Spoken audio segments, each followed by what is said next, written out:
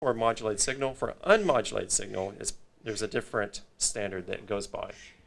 And the unmodulated one, example, is your microwave oven magnetron. Your microwave oven, every household has one of these things. Okay, but they're shielded. They're within a cavity. So that's why they are allowed to exist in your house, because they contain the energy within that cavity. We're talking free space radiation, which is a whole different thing together here. But nevertheless, if we were to look at part 15, subpart C, and you get into the minutia of the restrictions, and this is what you have to do to understand what you can do and what you can't do. I listed over here these spurious emissions are permitted in any frequency band listed. And then, and so what you're saying is that they're allowing some spurious emissions here. So there's a play in here to associate with maybe finding a frequency for use. But when you look at these emissions limit for those spurs, they are extremely small. So unfortunately, these are kind of not reliable in terms of using. You would never have a chance at them. All right. And then if you look at the part 15, intentional radiator assessment. So what I'm doing here, I'm saying, okay, let's look at other frequencies beside the ISM band frequencies. Look at 2.9, 3.26, 3.336, so on down the line here. And I'm looking at not only the fundamental, but also out to the 10th harmonic, and seeing how many these red numbers pop up which exceed the current limits. And most of them are associated with radio astronomy frequencies. Methyl iodine, if I said it correctly, is a primary culprit here. You have amateur airborne radio altimeters, microwave landing systems get interfered with, and then you have another one with a Federal Space to Earth frequency assessment. So I looked at this one and it said, okay, we only have 2 red boxes here. What's going on with 5.45 gigahertz? Who owns that, and what are they doing with it? And again, diving deep into the minutia of the regulatory documents, this is what they talk about. The applications used in that band: Earth exploration satellites, radio location radar, and some other federal station radar service and space services applications.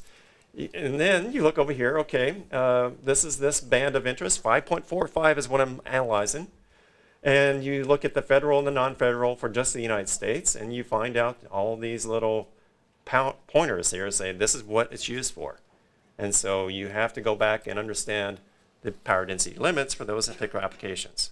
All right, I'm going to come back up a little bit here. That's kind of the framework of the assessment you have to go through to this. It's very technical, and then you have to work with a lot of people. And so that's why it's an extremely complex situation, because no spectrum is free. It's already bought and sold. And there are already applications for ones that we're interested in being used. Let's take a stab at, okay, if you had a spectrum identified, and where would you want to place it? I'm deviating away from the frequency issue, but I'll tie it back in the end. So North America, any Electric Reliability Corporation, NERC, has 8 regional entities within North America. And you can see this is broken up as shown here on the left. And on the right here, you can see the power grids as they exist today. And there's some very long DC power grids actually over here in California of interest. So you think, okay, if we were to put one of these very large antennas on the ground, where would you put it? All right, I'm from Texas, so I want to look at Texas. All right, so what has happened recently with Texas is following California's lead about wind power. And so ERCOT, the Electric Reliability Council of Texas, has set up a region of the Panhandle in West Texas to just start building wind farms. If you've ever driven through that part of the country here recently, you would know what I'm talking about. They go on forever. And we're trying to do 11 gigawatts of installed wind capacity just in the Texas utility grid. So to do this, they had to spend an enormous amount of money to put the grids out there in the middle of nowhere where there's only wind and cattle and rocks. Okay, and so a huge expense was to put in this grid. I personally know a lot about this one because it went right through the middle of my farm south of Dallas. Not too happy about that, but for the greater good, that's what we did.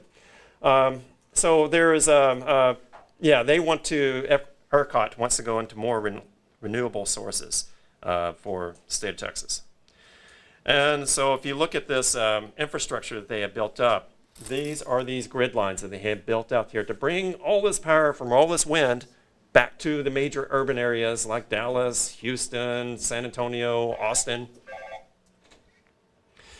And this is kind of dated from 2013. If you looked at within the ERCOT region of use, you can see the breakdown between what is being used. So about 10% in 2013 was related to wind. It's higher today because these farms have grown over the last 5 years significantly.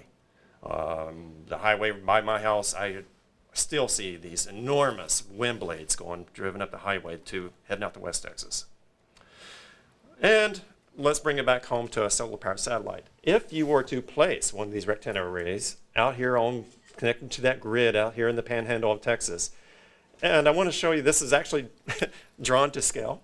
That's how big this 7.5 kilometer rectangle really looks in terms of the overall scheme of things. Just a dot on this grid, this area, shaded area of wind farms. And if you were to tie it into the grid there that exists, it's interesting to see, okay, if you were to operate at 5.45 or 5.8, what does the transmission efficiency look like in terms of weather? Okay, so I showed you that plot earlier about the effect of weather on attenuation through the atmosphere. So this is minutes per year that the efficiency decreases because you have more rain occurring in a very short amount of time, on the order of minutes here, but they take away about 25% of the power as compared to the times of the year, most of the year, where you don't have these inclement weather conditions and it goes right through. So the point is here that C-band, you can get, even in the panhandle of Texas, you can get some really good efficiencies going. I just wanted to highlight this as that if you go look at the spectrum dashboard, you would look at all the emitters in this region, New Mexico, Oklahoma included, and you would see all the services and what frequencies they operate and what you have to deal with in terms of interference, possible interference. But it's not even local. It goes, like I said, with the patterns, they go across the entire United States, north, south, east, west, in all directions. I think I've pretty much said everything I want to bring up here. This is just a summary of what I've been. So it's the intent of this is to highlight the need for identifying a frequency for doing this because it is very different from what is being used today. Okay, thank you for your attention.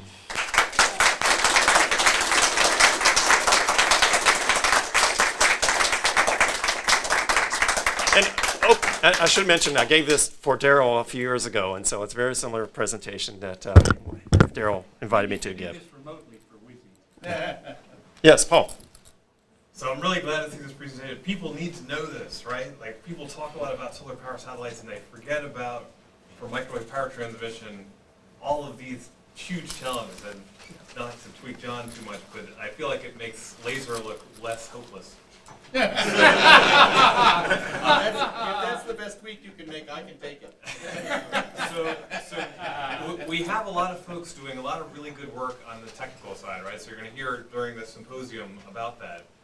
What advice do you have to the Solarans, to other people who are actually trying to implement this in attacking what is clearly going to be a involved, time-consuming problem that requires people who are not engineers? Yes, great question, Paul. I'm going to turn this one over to you, John. It's going to be raised in the next part of this conversation. Okay. Yes, and it involves everybody here. Yes. Yes, sir. Gary Bernard's program with the communication between the, I'll talk louder, but I can't talk louder enough. And the communication system that Gary Bernard's working with you on, you're trying to control position, data, control, and one other thing, energy. So you have a rectenna at the receiving or transmitting end, and you have all this modulation index and phase control and all those issues. You've got a major issue about bandwidth, rise time, and intermodulation. All the things we're talking about there by the government are just sine wave, carrier wave. That's not the real world. They're assuming, even on the G5, it's coming up with Qualcomm, there's no carrier waves of sine wave. It's all complex modulation by the quadrants, 2 quadrants, 4 quadrants, voltage, frequency, it's all over the place. And then when we talk about carrier waves, So it's like 1910 CW transmission. to counter what you just said, 5G is setting up particular bands of operation right now. There's one at 28, 38, 47 gigahertz currently being pursued. But that's the carrier wave. Those are the carriers, and that's where your LNAs and power amps all designed for. Particularly the LNAs, they're designed for that particular bandwidth of operation. And they better have filters in there to reject outside interference from whatever may exist out there. But the point is that the power densities have been defined by these regulatory bodies on what is allowed. As long as you play by that, you're good. So I've been working with harmonic filters for 20 years now for applications with low power, medium power, high power, different frequency spectrums. Inverse fast Fourier transforms is what's done to get the most efficiency. But then if you want to go to passive stuff, you use Chebyshev first order, second order filters that cause phase shift. It increases the weight and cost. That's how we got it down to 1,000 watts a pound instead of 200 watts a pound, because you eliminate all that phase shift with a carrier wave. Now you start adding modulation indexes for amplitude and frequency with different, by the quadrant and subquadrant. It's not the same animal. Okay, thank you for the comment. Yes? Question. We're talking about calculation and theory at the moment. One of the good things would be to have some real data on real transmitted power from space to some planetary surface. Do you have any idea of how this sort of problem, how you gather data for this sort of problem and its real world difficulties beyond your calculations at the moment? If we did it from lunar orbit to the moon, or from Mars orbit to Mars, and how much good could that do to somebody who wants to do it down to the Texas Panhandle? Right. To my knowledge, maybe Dick, if you correct me if wrong, I don't know if the moon or the Mars has any regulatory restrictions or whether. It doesn't have regulatory, but the key is that we're going to have all sorts of things in the real world. Civil engineering is intensely site-specific, for instance. And when you transmit to one place on Earth, things will bounce differently than when you transmit to another place on Earth. Mountains, that sort of thing. Right. And Right. different sorts of geographies Yep. on either the moon or Mars could give data on that. And that's just one example. Yeah. Is anybody looking at how much data could be got for Texas Panhandle receiving? I know the Panhandle is, calling it flat is... I think to your point, you can use existing satellite services to do this mapping that you described. I mean, the same physics apply. Very good. Yes, sir. Yeah. I've understood from several sources that modifying the edges of the transmitter can strongly improve or affect the side lobes. Okay. Is that called epidize or something like that? Okay, so Has any work been done on that now, or? so you're working into the physics of the transmission equation, efficiency, the collection efficiency equation. John showed it earlier, the Gabal-Schwerin famous expression. Okay, so you have a certain side lobe associated with a certain taper to get a certain efficiency. That's all applied into the Gaussian optics. To suppress side lobes, I don't think you can get to levels that are like 100 dB down from the main beam. That's just not practical. Maybe 3 or 6, that's about it. You can improve it some, but it's not going to be dramatic. Okay. Yes, sir. Seems to me that regardless of what our views on global warming or its origins are, it is a consideration in terms of whatever solar power system we put in place, it's going to be a negative if it seems to be contributing to global warming, and a positive if it is a part of the solution. I want to focus on 2 things you said. One is transmission through the atmosphere. It seems that 2.45 gigahertz is more efficient, and I assume much of the energy that is converted into heat at other frequencies like 5.8 in effect would warm the atmosphere. On the other hand, the stray power is larger for 2.45 as opposed to 5.8. I'm assuming the stray power that is not converted into electricity, at least in part, is going to be converted into warming the surface of the Earth if it hits outside the area where we're supposed to focus it. Right. What's the trade-off between those 2 And also, are the absolute numbers that we're talking about significant? I mean, let's say we look 100 years in the future and where we generate a substantial percentage of the Earth's electric power requirements from solar power satellites. Are we talking about a significant consideration in terms of the warming of the atmosphere by transmission through, or the warming of the surface by stray power? I believe that issue was addressed during the references system study. If you go back and look at the documents on that, you'll find that there's, because of the space we're talking about, the spreading of those side lobes and the attenuation that's occurring into the lower part of the atmosphere, that it's very minimal. The more concern was the actually excitation of ionospheric plasma waves and what the maximum power density limit might be going through the ionosphere, not the atmosphere.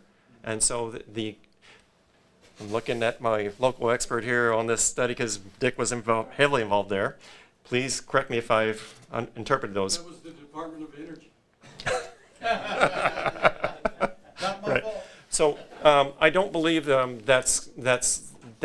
can be flipped. In other words, it's going to show the net benefit of what stray power may be absorbed by our atmosphere is minimal compared to what's going on with the CO2 emissions and the trapping of the heat to the atmosphere.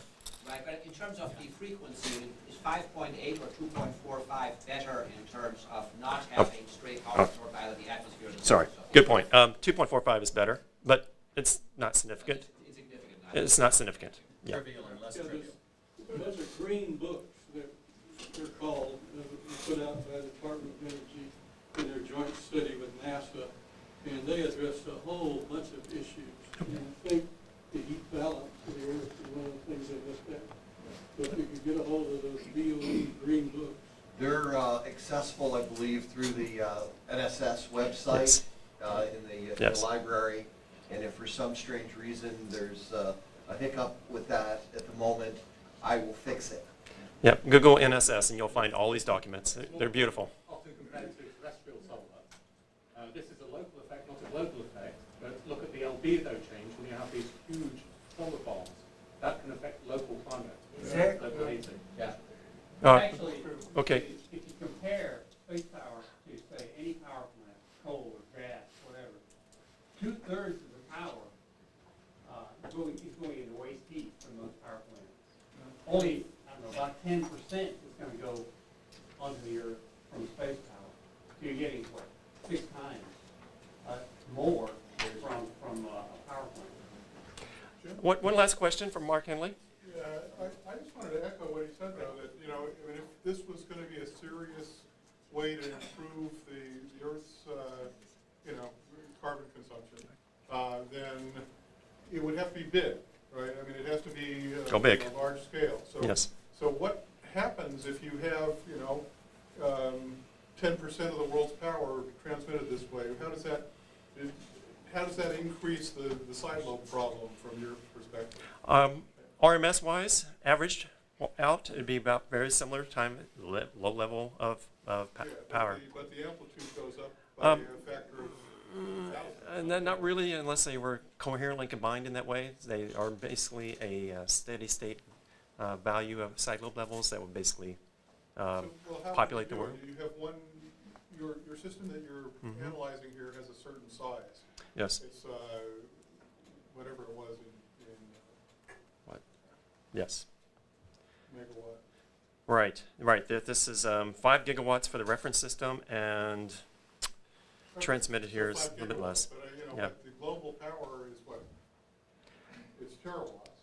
Yes. Yeah. Yes, it's much larger than this. Yeah, so the amplitude's going to go up by that factor if you have that many, Yes. So the physics of these side lobe levels here, they're not going to coherently combine because they come from disparate sources, and so there will be. Oh. There's basically going to see you're going to see a get flood a lot of of these mass. kind of levels all the way out. If you had many of these transmitters out in space. So you get background noise. Yes. Okay. Okay. But you should include the HARP system as part of the interaction. Okay, Thank you. so, My rectenna. Who has my rectenna? I need that back. Thank you. Thank you, James.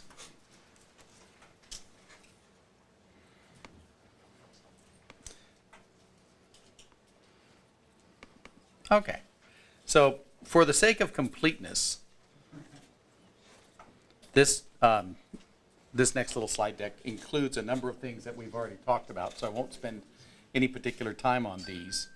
You saw this. You saw this. My version of James's chart without the comparing the frequencies. I wanted to highlight that from the standpoint of the power system, that there is a relationship between how large a receiver is and the amount of the energy that you can get. Although we typically think about an interception of about 96% of the power for baseload power, you can get meaningful amounts of power even for much smaller receivers because it is a Gaussian, and so you've got this normal distribution in the with the side lobes in the main lobe, and so you can get, for example, even with about a tau of 10%, about 0.28 as opposed to 2.44, you still get 10% of the received power. So,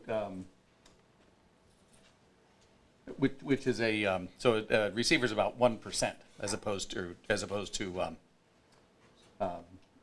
the full size. My point is to make that point. I already talked about these things in the earlier presentation, so I won't repeat them. I wanted to highlight, we have Dick here. This remains the highest power at a distance of about a mile that's been done. Yes, you may take the bow. Tomorrow we will be celebrating these accomplishments in the Remembrance event tomorrow morning, and also on Sunday. I'll highlight that you have in your bags flyers reminding you that on Sunday at the gala dinner we're going to be also celebrating 50 years of solar power satellites. I just wanted to put this up as an end-to-end diagram, given the fact that we've got like 10 minutes left before lunch. I won't be going into this at all. I would like to ask if we could maybe stay just a little bit after 12 o'clock, so that we have a little bit more time for the working discussion, maybe till 12:15, if that's okay with folks. We'll still get into most of the 2 hours for luncheon, but maybe stay till about 12:15. We already talked about this. The principal points of these next several slides simply come to, this is a complex problem. So we already talked about the interaction of the electromagnetic spectrum with the Earth's atmosphere and that effect on choices that make economic sense for wireless power transmission. Similarly for the devices, we talked about this very briefly, and I wanted to just highlight that, in addition to the interactions with the atmosphere, the choice of spectrum is strongly interrelated with the available devices and device technologies and their efficiencies, and even strongly interacting with the system level considerations. For example, the flexibility of the structure and its stiffness, the mass of the transmitter related to the stiffness. The stiffness is interrelated to the degree to which you can compensate for variations in the surface figure and so on. Wanted to just highlight a couple of points in the recent history of SPS. Obviously, there was a lot going on over the last 20 years. I'll highlight just a couple of things. One, and there's a whole story with each of these. I won't try to go into it because of the time. I'm going to highlight just a couple of things. One, this is a test article that was demonstrated at SPS 2009 in Toronto, Canada, at the Ontario Science Centre, sponsored by Space Canada. Nobuyuki Kaya put together this retrodirective phased array. I believe this remains, from the standpoint of demonstrating in a simple, easy to do system approach, this remains the world champion. These are individual array elements. You could shift them from a piston standpoint, and the beam would maintain control with using a pilot signal that was out at a distance of about 15 meters with receivable power and so on. that was a really, I think, significant accomplishment from the standpoint of validating that this is doable physics and doable engineering, in that Professor Kaya did this with a group of students and something like 50K from Space Canada. Not a huge project, not an enormously expensive one, although he did have access to slave labor, graduate students. I wanted to also highlight a fundamental change over the last 15 years, and that was the emergence of wireless energy as an industry. When we were having these conversations 20 years ago, the era of the Fresh Look study and the space solar power resurgence within NASA and so on, it was still plausible for people, for example, from NASA Glenn, NASA Lewis at the time, to argue wireless power makes no sense because we're never doing solar power satellites. But wireless energy is impossible because, well, since then, you have innumerable wireless power RFID tag applications throughout the world, and you have an enormous industry which has emerged, admittedly based on very short-range magnetic coupling and magnetic resonance coupling devices. But nevertheless, wireless energy now is not unthinkable and is not nonsense. It is in fact a real industry, and this is a fundamental shift from where we were just 10 or 15 years ago. I also want to just highlight a major new development in the last few years is this commercially funded program, Northrop Grumman. Is Mike here? Mike here? There you are. You're in the corner. Sorry. Who is here from the Caltech team working on the Space Solar Power Initiative? Is that the right name? Okay, very good. Tatiana is here. Is Tatiana here? There you are. Sorry. From the Northrop Grumman side. So this is another major event in the development of wireless power transmission technology and space solar power. And I'll just say I actually think these two changes, this one with a major commercial project and a major pursuing core technologies, and the development of this industry for wireless industry are probably two of the major accomplishments, two of the major sea changes in the last decade. I've stolen this from Shinohara Sensei shamelessly, and he may use it in his presentation, which will be, I think he's going to make by Skype tomorrow. Is that set up, Gary? Yes. So late in the days, because that'll be early in the morning in Japan. But just making the point that there are now a number of commercial projects for wireless power transmission via radio waves. I won't go into the details for any of these, but this is again a huge shift in just the last few years. And of course, whereas 20 years ago, space-based radar was a rarity, and all of these are the same technologies. It's solar power being converted into voltage, and the voltage being converted into RF and phased arrays. There are all sorts of countries and groups and companies are now doing space-based radars of various levels of capability and innovation. All of these are directly germane to the core systems capabilities for space solar power in particular. In the ITU, James mentioned the ITU a little bit. This is just for reference. It'll be in the minutes. The key question is, what does the ITU do? It comes from the International Telegraphy Union. Before there was telecommunications, they were doing telegraphs. And some years ago, a question was issued. It was put together for the ITU when NASA had a program by Dickinson and Mankins. And this was the question. ITU R210/1. And the key questions in the subject of WPT were, what applications have been developed for the use of wireless power? And at that time, none of these things that I just talked about were there. And now they are. What are the technical characteristics of the signal employed in wireless power transmission? At that time, 21 years ago, it was all theoretical except for a few R&D activities, and now it's not. There's all this stuff surging up all over the place. Under what category of spectrum use should administrations consider wireless power transmission, ISM or other? And you've heard all about the discussions from James just a few moments ago about this issue. What radio frequency bands are most suitable? And this is an extraordinarily loaded question because there's suitability from all these different aspects and ways of thinking about the problem. What steps are required to ensure that radio services are protected? And these are the allocated radio services that James has been telling us about for the last 40 minutes or so. And what effects would wireless power transmission have on radio propagation? And I think this is largely atmospheric effects, i.e. how would it affect the ionosphere and so on. Right after we put this together, and we were anticipating that we would go off and we would answer all of these questions through the ongoing NASA program at that time and put together a collaborative work with the Japanese and others, we got canceled, as so often happens.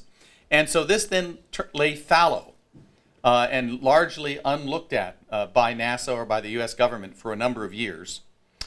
More recently, Japan has put forward a proposed revision of a working document. This is the report. You'll get the link so you can download it. This new report, which has been put forward, with the idea of putting together a work plan for how to go forward within the ITU system on wireless power transmission. Some frequency bands were listed. You'll notice that they do not include, in this report, they include about a gigahertz, 2.45, and 5.8. So these are the ISM bands.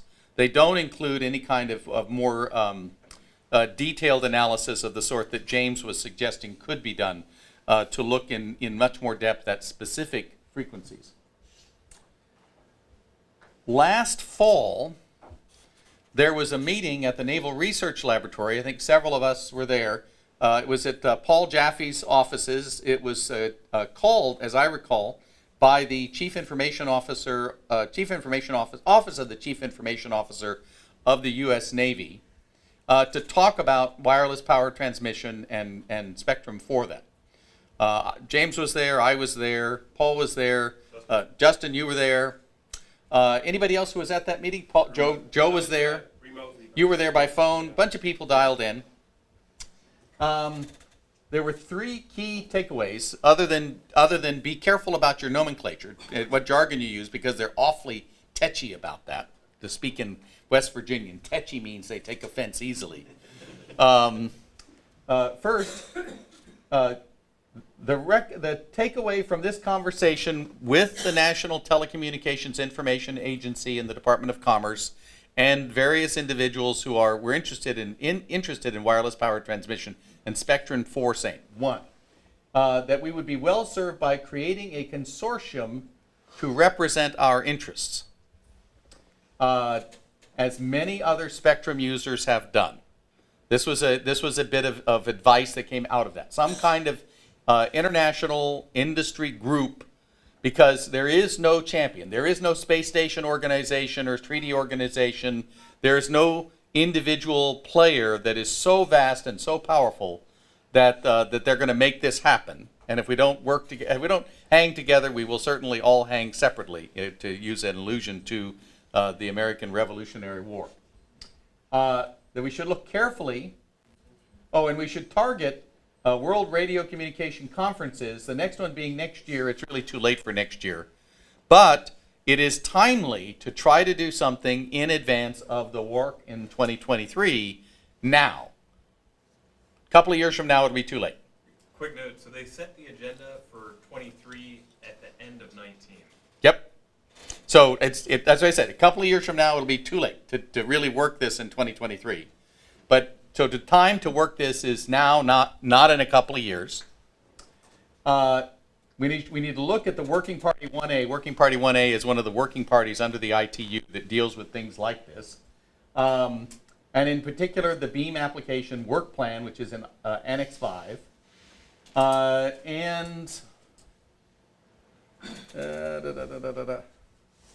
So there's a reference to look at and think about this and to consult.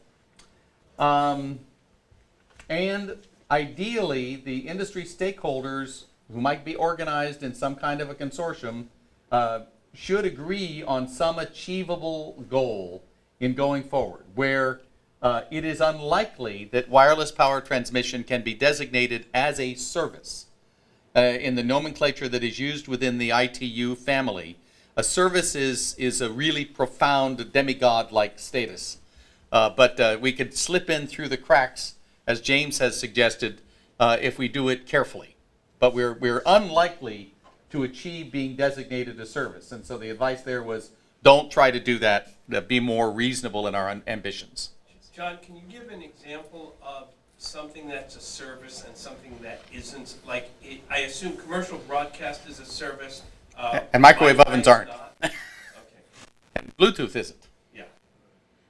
It's just in the noise. Okay.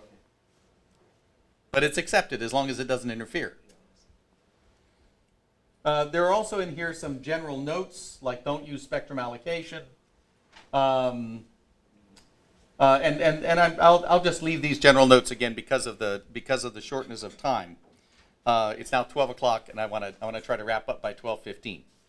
So, the position of the Department of Commerce National Telecommunications Information Agency, I left as a blank. It seemed to me that whereas 20 years ago, because Dick and I had worked with them or talked to them 20 years ago in putting together the question and whatnot. 20 years ago, they were fairly open, but members of the community, Working Party 1A, were highly skeptical. And they were skeptical not about wireless power transmission, about solar power satellites. Today, I don't see anybody being highly skeptical about wireless energy. On the other hand, 20 years ago, there was not this cloud of other users, Wi-Fi and Bluetooth and all that stuff, wireless routers everywhere. And today there is. So my feeling was that there's a lot less skepticism about wireless, the long-range wireless power beaming as a prospective thing that people want to go do with electronic devices, but the field is very crowded. And so there was, and they think that we're behind the curve by years. What do you guys think? So you were in the meeting. Is that about right? I left this as a blank sheet, so we can say whatever you like if I've missed a mark. I see Amy Sanders is the person at NTIA, who's the Working Party 1A, I think, U.S. chair. I think her perspective has been fairly positive, yes, but cautionary. Supportive. But cautionary, yes. I.e., it's a tough row to hoe. I'm not against you, but you've got to work your way through the system properly if this is going to happen, if something's going to happen. Okay. John, I would add there's another lady at the Apple. Yes, who used to be Amy. I didn't get her name. Yeah, I have her name in the emails. Brandy. And she's very supportive right. and helpful. Yep. So, discussion. Just quickly, I think it is a mistake to neglect internal power. I think some of these new applications that are coming along, and by internal power, I mean internal to a system. So, for example, some of these new applications that are coming along are going to beam power from here to there within a room. And they're not going to be they're long range. They're not short distance magnetic induction or magnetic resonant induction. They're power beaming, but they're over short distances. That's energy harvesting. No, that's different. That's different. This is deliberate point-to-point power beaming at a range longer than magnetic and shorter than the open environment. The way they describe it as being radiative, we're talking about radiative power transmission. What, that magnetic part was a non-radiative type of power transmission? This is actual power beaming, but it's over short distances. Well, how isn't RFID No. receiving that power? Right, so RFID is another application. That's another class of application. So RFID should be right there. It's point to point. And you're charging the device so that it can respond. It's fair enough. For example, PowerCast is a U.S. entity selling 900 megahertz transmitters you plug into your wall and you put receivers throughout the room. Right. Which is not power harvesting per se. And then, of course, there is power harvesting. There's local power harvesting. I've got stray emissions, and I'm going to sap energy out of the electromagnetic field for the purposes of my device. That's almost device internal, though. There's point-to-point power beaming, which we've talked about a little bit. Ground to air, which was kind of neglected in Gary's thing, and was a very big deal for Bill Brown. Ground to air and ground to space. Space to space, which we talked about a little bit. Space to Earth. Space to other world, which was raised a minute ago. What about beaming power to the moon or beaming power to Mars? Now that we have billionaires planning to put cities on Mars, we have other billionaires planning to industrialize the moon within the coming decades, it's not too soon to be thinking about spectrum for those kinds of applications where megawatts to hundreds of megawatts of power might be required, and they need to be at affordable prices, not $100 a kilowatt hour, and others. So what I would ask is, for the standpoint of the workshop, because we're running late, I was thinking we might do some of this on the fly, but what I'd like to ask is if you have suggestions, things where this could be improved or added to, please identify those. Lots of ranges, they're all over the place. Obviously it has to be longer than a centimeter to be outside of the realm of magnetic resonant induction. But there's all sorts of ranges. Very long range is for Pete Warden. That's for the interstellar projects, Starshot. Spectrum, we talked to death. What are the spectrums that make sense? Issues. Obviously, all the commercial use of the ISM bands is a big issue. But I'm kind of curious about whether or not we need to worry about them, or we can just be an ISM band and they're not licensed anyway. So we just have to worry about our harmonics. I mean, but as long as they can hop around and find something that we're not stepping on them. That might be a play. And then that's a play. Spectrum for radio science. Went to the ERSI meeting 10 years ago in Chicago, and they were not concerned about 2.45. They said they'd given it up. There's just too much noise. They can't do good radio science in 2.45 anymore. But 4.9, the first harmonic, was an issue. And this is 10 years ago. So I think there's some things there to look at, where if there's just so much damn noise, they're not doing very good radio science anyway. They're not going to fall on their swords about it. It's something to be negotiated, but that was their answer at the time.